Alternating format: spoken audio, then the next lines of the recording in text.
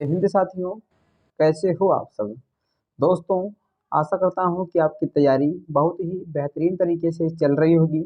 दोस्तों, आज के इस वीडियो में हम बात करने वाले हैं अफवाह वेग एवं वैद्युत धारा में क्या संबंध होता है।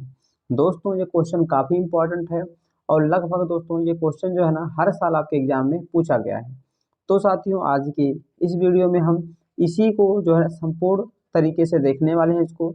और दोस्तों, मैं गारंटी के साथ कह रहा हूँ कि अगर आप इसको अंत तक देख लेते हैं ना, तो आपको इसे रटने की ज़रूरत बिल्कुल भी नहीं पड़ेगी। ठीक है दोस्तों, सब कुछ आपको इसी वीडियो में ही याद हो जाएगा।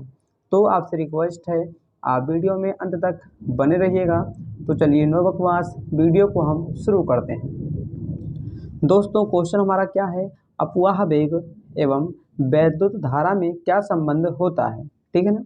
तो इससे पहले हम चलिए समझ लेते हैं कि आखिर अफवाह वेग किसे कहते हैं। तो यहाँ पर है अफवाह वेग या फिर अनुगमन वेग।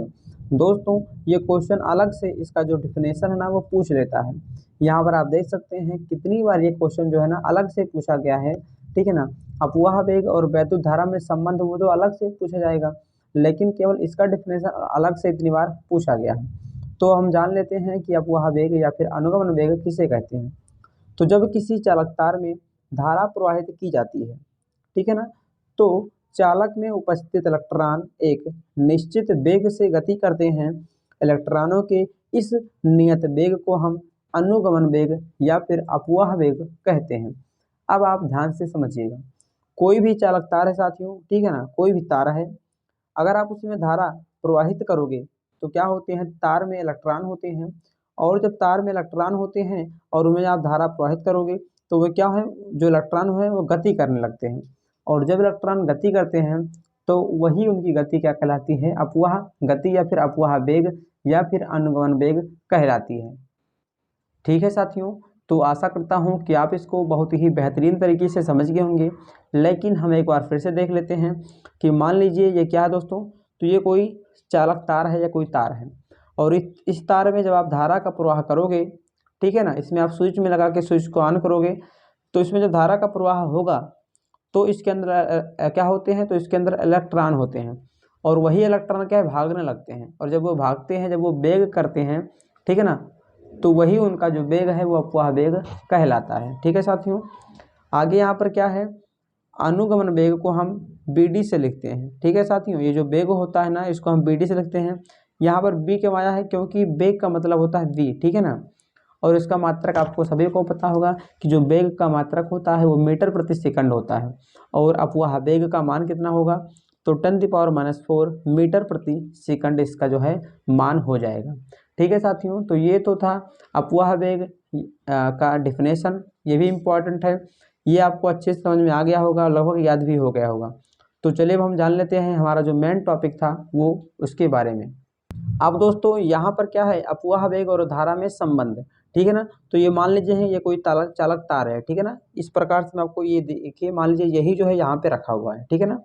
तो इसका ये जो है इसका कोई मोटाई होगी, ठीक है ना, ये कोई एरिया होगा इसका, ये रहा एरिया इसका। तो हम मान लेते हैं कि ये जो एरिया है ना वो क्या है, ए है, ए फॉर एरिया, ठीक है ना। उसका कोई क्षेत्रफल है और इसके अंदर क्या है, इसके अंदर इलेक्ट्रॉन है। तो यहाँ पर इलेक्ट्रॉन जो है ना ये लिखा हुआ है, ये क्या है, गति कर रहे हैं, ठीक है ना, इधर गति कर रहे हैं। उसके बाद में ये जो तार है इसकी लंबाई हम मान लेते हैं कितना है, तो इसकी लंबाई हम मान लेते हैं यल है, ठीक है ना, लेंथ इसकी इतनी है। और दोस्तों यहाँ पर जो ई है जो गति कर रहा है उसको हम क्या मानेंगे, उसको हम मान देंगे BD। क्यों मानेंगे BD, क्योंकि जो गति कर रहा है उसको बोलेंगे अफवाह वेग और अफवाह वेग को लिखते हैं किसे, BD से।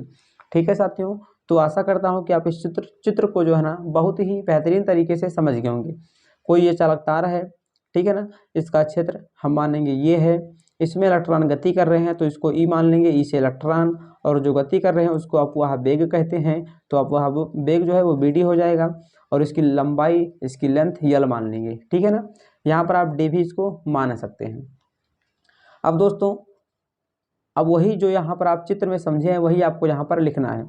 माना क्षेत्रफल ये है, ठीक है ना, हम क्या मानेंगे कि जो क्षेत्रफल हमारा है, एरिया जो हमारा है वो क्या है, A है। तो माना क्षेत्रफल A है एवं यल लंबाई का एक चालक तार है, ठीक है ना। वही जो यहाँ पे लिखा है ना वही आपको यहाँ पर लिखना है, आपको रटना बिल्कुल भी नहीं है, ठीक है। और यल लंबाई का एक क्या है, तार है। तो यल लंबाई का एक तार है और यदि t सेकंड में मुक्त इलेक्ट्रॉनों को ले जाया जाता है तो आवेश q है। ठीक है ना। हम मान लेते हैं कि कोई टाइम जो है इलेक्ट्रॉन गति कर रहा है, तो हम मान लेते हैं कि t टाइम में अगर हम इलेक्ट्रॉनों को लेकर जाते हैं, इलेक्ट्रॉन जो है वो वेग करते हैं और आवेश हम मान लेंगे क्या है, q है। आवेश को किससे लिखते हैं, q से लिखते हैं।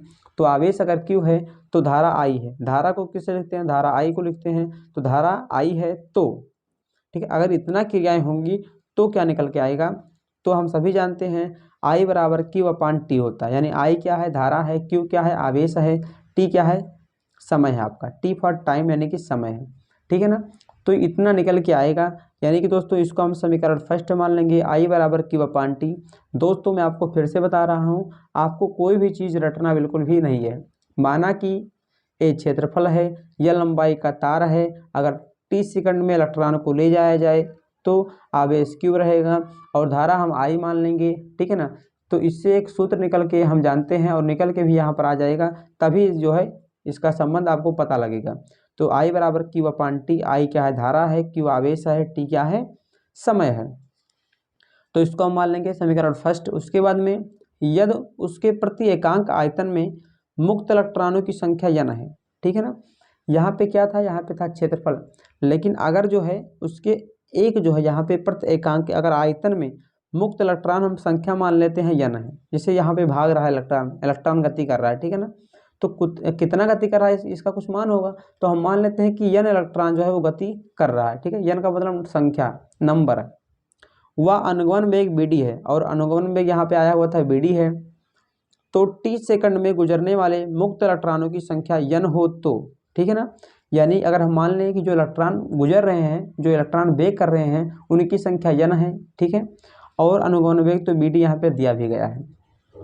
तो क्या निकल के आएगा, तो n बराबर n फॉर नंबर, नंबर का मतलब क्या हुआ, इलेक्ट्रॉनों की संख्या। ठीक है ना, नंबर ऑफ इलेक्ट्रॉन। तो n बराबर एक सूत्र होता है bd into n a t। ठीक है ना, इसको हम मान लेंगे समीकरण सेकंड। अब क्या होगा, आवेश की मात्रा क्या होती है, तो एक सूत्र होता है आवेश q बराबर क्या होता है, ne।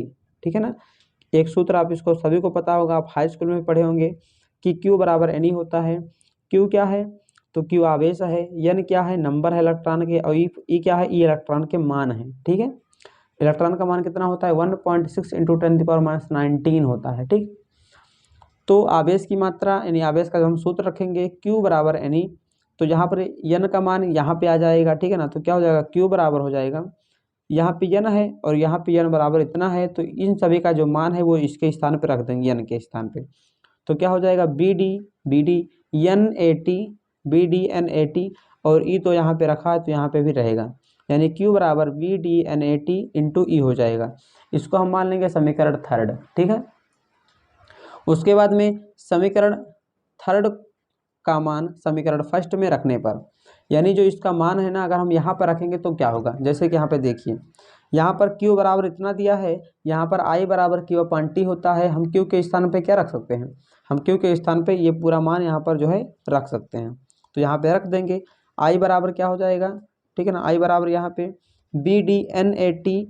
ठीक है, और E यहाँ पे रहेगा। उसके बाद में नीचे यहाँ पे T है, तो नीचे यहाँ पे T रहेगा, q के स्थान पे पूरा मान आ जाएगा। अब यहाँ पर क्या रहेगा, T से T आपका कट जाएगा। ठीक है ना, बचेगा क्या, तो यहाँ पे बच जाएगा I बराबर BDNAE। ठीक है ना, यहाँ पर इतना बच जाएगा। अब दोस्तों आगे लिख देंगे वही I बराबर BDNEA। यही जो है दोस्तों, यही अपवाह वेग और विद्युत धारा में संबंध है। ये संबंध कैसे हुआ, तो संबंध का मतलब उसमें कुछ ना कुछ मेल जोल हो। I यहाँ पे क्या है, धारा है, और BD क्या है साथियों, तो यहाँ पर BD अपवाह वेग है, यानी इसमें क्या है, ये संबंध हो गया। N क्या है, नंबर ऑफ इलेक्ट्रॉन है, E क्या है, इलेक्ट्रॉन के जो मान है, ये क्या है, एरिया है। ठीक है साथियों, तो ये था अपवाह वेग और वैद्युत धारा में संबंध। आशा करता हूँ साथियों आप बहुत ही बेहतरीन तरीके से इसको समझ गए होंगे। ठीक है ना, आप एक बार इसका स्क्रीनशॉट ले लीजिए, या फिर साथियों अपना नंबर यहाँ पे लिख दे रहा हूँ। ठीक है ना, आप इस पर मैसेज कर दीजिएगा और आपको मैं PDF सेंड कर दूंगा या फिर किसी से करा दूंगा। ठीक है ना साथियों, तो आशा करता हूँ कि आपको बहुत ही बेहतरीन तरीके से सभी कुछ समझ में आ गया होगा। साथियों मैं आपको फिर बता रहा हूँ कि आपको किसी भी क्वेश्चन को रटना बिल्कुल भी नहीं है। ठीक है ना, इसको आप समझ गए होंगे और नहीं समझ में आया है तो एक बार आप जो है ना वीडियो को और देख लीजिएगा स्पीड में करके उसको, ठीक है। तो आज के लिए इतना ही, फिर मिलते हैं किसी नेक्स्ट वीडियो में। तब तक के लिए जय हिंद, वंदे मातरम, जय माँ सरस्वती।